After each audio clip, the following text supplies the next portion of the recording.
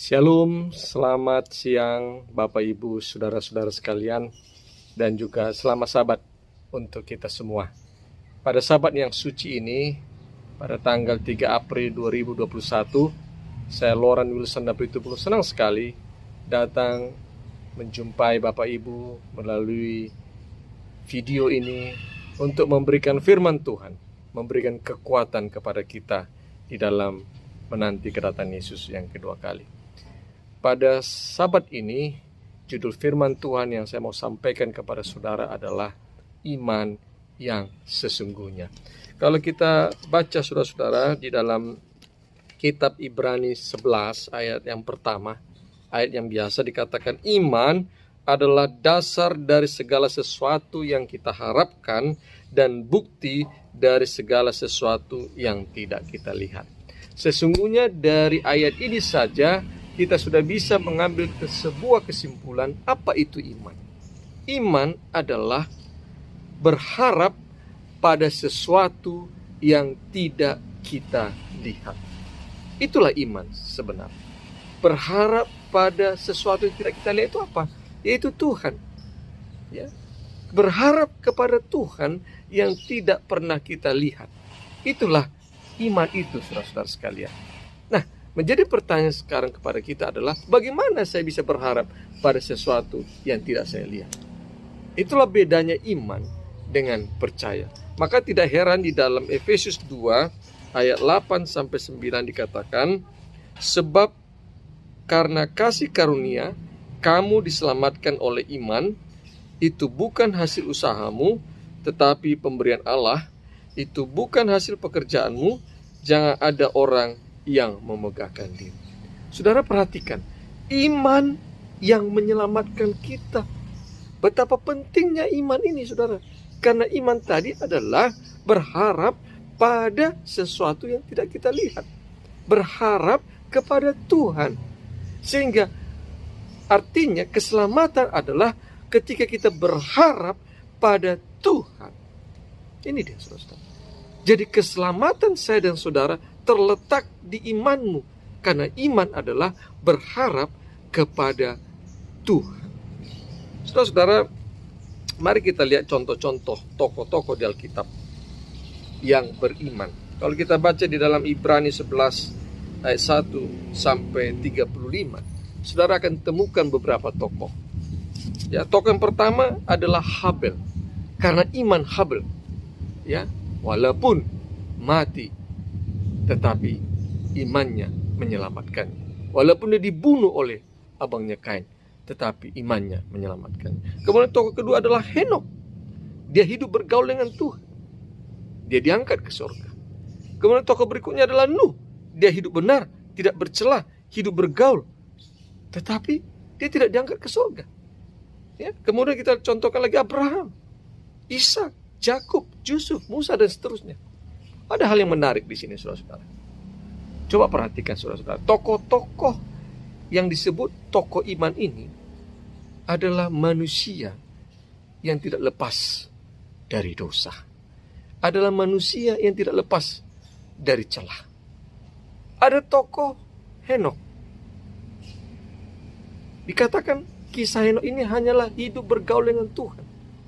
Henokh ini bukanlah orang yang benar 100%. Henokh ini bukanlah orang yang tidak pernah jatuh ke dalam dosa, tetapi dia naik ke surga. Satu-satunya tokoh yang hidup sempurna itu adalah Nuh. Kalau saudara baca di dalam kitab Kejadian, dikatakan Nuh itu hidup benar, tidak bercela, dan hidup bergaul dengan Tuhan. Tetapi Nuh tidak seperti Henokh, diangkat ke surga. Nuh menghadapi apa? Kematian. Perhatikan di sini, saudara. Kemudian ada tokoh lagi Rahab, wanita pezina. Disebut dengan tokoh iman. Loh, kok bisa? Ada orang yang baik, ada orang yang kurang baik, ada orang yang jahat, tetapi disebut beriman.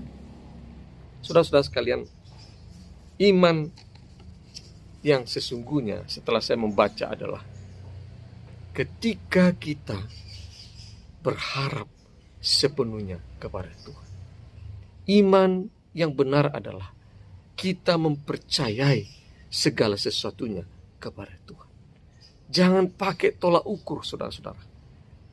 Wah, kalau saya baik, kalau saya hidup benar, maka hidup saya akan senantiasa beruntung dan berhasil. Itu bukan iman yang sesungguhnya. Karena terkadang di Alkitab kita membaca orang yang baik, orang yang benar seperti Ayub menghadapi masalah, menghadapi kesulitan, tetapi dia tetap berharap kepada Tuhan, sekalipun dia tidak pernah lihat Tuhan, sekalipun dia tidak pernah melihat akhir daripada hidupnya, tapi dia selalu percaya kepada Tuhan. Itulah iman yang sesungguhnya, saudara-saudara. Jangan pernah jengkali Tuhan. Jangan pernah pakai tolak ukur dalam menentukan keputusan-keputusan Tuhan. Jangan pernah berpikir, wah kalau saya sudah setia sama Tuhan, saya rajin ke gereja, kemudian hidup saya harus berlimpah harta, harus sukses dan berhasil. Tapi ketika saudara mendapatkan kesulitan, kesusahan dan hidup tidak berhasil dan punya tantangan, engkau langsung rontok iman dan engkau selalu berkata, wah saya tidak dikasih Tuhan, saya ini jauh dari Tuhan.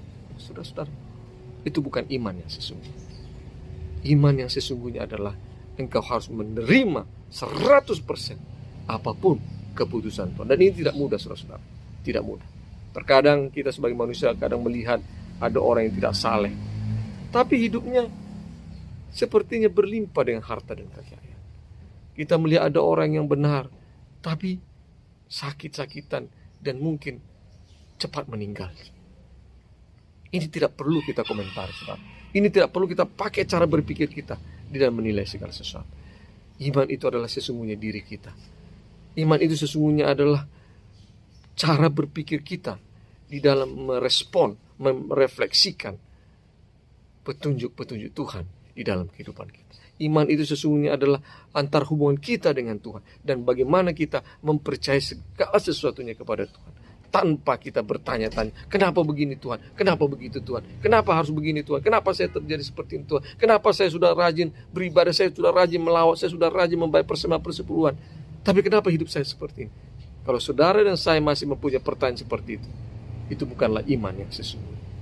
Iman yang sesungguhnya adalah kita harus belajar mempercayai 100% kuasa Tuhan, 100% keputusan-keputusan Tuhan, 100% tindakan-tindakan Tuhan, tanpa berpikir dua kali.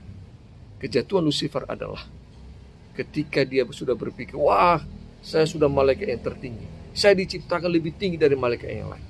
Maka ketika ada keputusan Tuhan dalam menciptakan bumi dan tidak melibatkan dia, dia sakit hati. Karena sesungguhnya Lucifer berarti tidak beriman. Dia hanya percaya kepada Tuhan, tetapi dia tidak setia. Dia tidak menyerahkan segala sesuatu keputusan itu kepada Tuhan. Dia memakai cara berpikirnya, dan akhirnya dia terjatuh.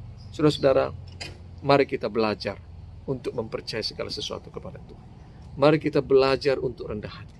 Mari kita belajar untuk percaya bahwa segala sesuatu yang Tuhan putuskan adalah yang terbaik untuk kita. Jangan pakai cara berpikir kita, jangan pakai akal sehat kita, jangan pakai logika kita di dalam mengambil keputusan-keputusan yang ada dalam diri kita. Tapi pakailah iman. Karena di dalam Efesus 2 ayat 8-9 katakan, imanlah yang akan menyelamatkan kita. Bukan perbuatan saudara-saudara, imanlah yang menyelamatkan kita. Sebab dengan iman kita mempercayai Tuhan, kita yakin kepada Tuhan, kita berjalan bersama dengan Tuhan, kita yakin sepenuhnya kepada Tuhan, karena Tuhan yang pasti menyelamatkan kita. Biarlah sahabat-sahabatku, dimanapun Anda berada, marilah pertebal iman kita, perteguh, latihlah iman kita, latihlah kepercayaan kita kepada Tuhan. Apapun kondisimu saat ini, mungkin kau sedang sakit, mungkin kau sedang lemah iman, mungkin kau sedang berbaring, mungkin kau sudah berdoa terus menerus, tapi sakitmu tidak hilang-hilang juga. Engkau berdoa terus menerus, tapi engkau belum mendapatkan jodoh. Engkau berdoa terus menerus, tapi pekerjaanmu belum ada. Engkau berdoa terus menerus, tapi rumah tanggamu belum pulih, suamimu belum kembali, istrimu belum kembali, anak-anakmu belum kembali. Saudara, disinilah ujian imannya. Apakah saya dan saudara tetap mengasihi Tuhan? Apakah saya dan saudara tetap mempercayai Tuhan? Apakah saya dan saudara tidak mengeluh dan memberontak kepada Tuhan? Kita harus sampai ke titik ini, saudara. Dan sampai ke titik ini adalah latihan terus-menerus. Tidak bisa iman itu sulap yang sekali kita berdoa Tuhan kasih iman, tidak. Tetapi latihan dari hari ke hari untuk selalu bergantung dan percaya kepada Tuhan. Sekalipun kita tidak melihat jalan-jalan, sekalipun kita masih melihat gelap di depan kita, tapi kita tak percaya di ujung daripada kegelapan itu ada terang Tuhan yang akan bersama-sama dengan kita. Biarlah firman Tuhan yang singkat ini menguatkan kita, meneguhkan iman kita untuk selalu percaya kepada Tuhan, untuk selalu beriman kepada Tuhan. Sebab iman adalah berharap pada Tuhan yang tidak kita lihat. Sebab iman adalah yang akan menyelamatkan kita di dalam kehidupan kita. Mari kita sama-sama berdoa. Bapa di sorga, kiranya firman Tuhan yang sudah membagikan kepada saudara-saudaraku yang menonton tayangan ini akan menjadi berkat, agar kami tetap bertumbuh iman kami lebih dekat kepadamu. Sebab iman adalah berharap kepadamu, kepada Engkau yang tidak kami lihat, dan mempercayai setia kepadamu Tuhan sampai pada akhirnya. Apapun kondisi kami saat ini Tuhan, kiranya Engkau meneguhkan kami, supaya kami jangan mengeluh, jangan sampai memberontak, apalagi mempersalahkan Engkau. Bagi saudara-saudaraku yang sedang sakit saat ini, tumpangkan tanganmu, berikanlah kesembuhan. Bagi saudara-saudara yang lemah iman, kuatkanlah. Bagi saudara-saudaraku yang berduka cita yang menonton tayangan ini, hiburkanlah mereka, gantikanlah dengan sukacita pada hari kemudian. Terima kasih Tuhan, terpujilah nama. Di dalam nama Tuhan Yesus kami persembahkan doa ini. Amin. Sampai disinilah firman Tuhan pada sahabat ini. Sampai bertemu pada firman Tuhan pada kesempatan mendatang. Tuhan memberkati kita. Shalom.